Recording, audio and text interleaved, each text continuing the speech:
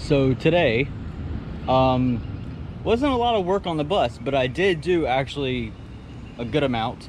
I went to Home Depot and I rented a truck, which will be in the thumbnail. I'll show you that. And I got a whole bunch of 2x4s at 96 inches a piece. So it will greatly save me from cutting for wall framing. So I've done all that. I got 30 pieces. Yep. 6 stacks of 5, so that's 30. So, and also it'll help me do the wheel wells area.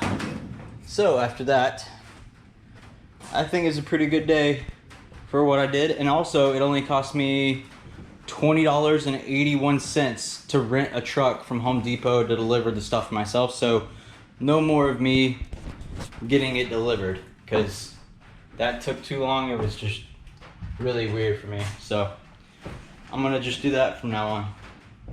So yeah, it's been a good day. Yeah.